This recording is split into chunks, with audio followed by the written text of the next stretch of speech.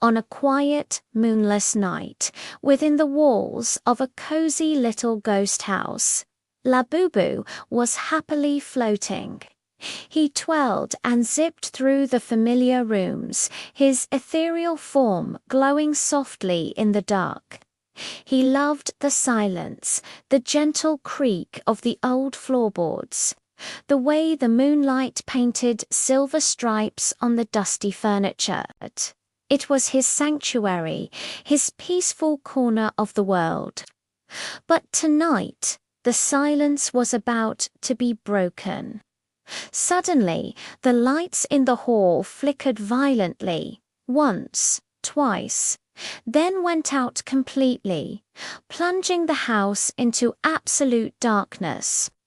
Labubu froze mid-float, his big, curious eyes widening. A shadow, darker than the surrounding blackness, slithered through the window pane like ink spilling into water. Labubu wasn't the kind of ghost to get scared. Well, maybe just a tiny bit. His usual cheerful glow dimmed with uncertainty. "Who's there?" Labubu called out, his voice a soft echo in the vast emptiness. There was no answer, only the unnerving creak of the floorboards from the room down the hall, a sound he knew all too well, but this time it felt different, heavier, more deliberate. Gathering his courage, Labubu drifted cautiously towards the closed door of the master bedroom. His little ghostly heart, if he had one, pounding like a drum against his ribs. He hovered just before the doorway, listening intently. A cold breeze, impossibly cold, brushed past him, making him shiver. He turned, and his breath caught.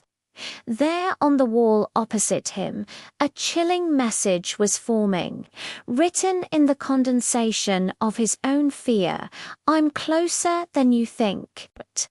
The letters dripped slowly down the wallpaper, each drop landing with an imaginary thud in the suffocating silence. Labu spun around, frantically scanning every corner of the room. It was empty. The furniture stood still. The shadows were where they should be, or so it seemed. From the darkest corner of the room, a faint whisper snaked its way into his ears.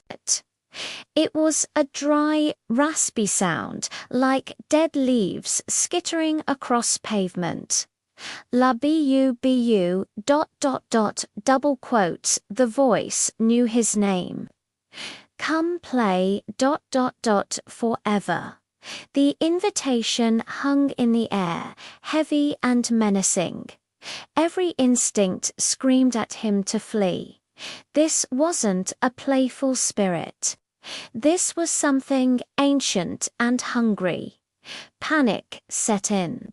Labubu darted toward the window, his only hope for escape. He pushed against the glass with all his might, but just as he was about to phase through it, the window slammed shut with a deafening bang that echoed through the entire house. The lock clicked into place on its own.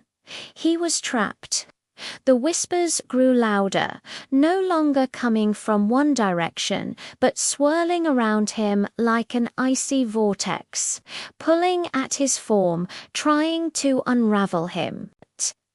The air grew frigid, and frost began to spiderweb across the window panes, obscuring the outside world. Then Labubu saw it. From the deepest part of the darkness, a figure began to emerge. It was tall and gaunt, a pale, shadowy form with long, spindly fingers that seemed to drip shadows onto the floor. It had no face, only two hollow voids where eyes should be, voids that seemed to pull all light and warmth from the room.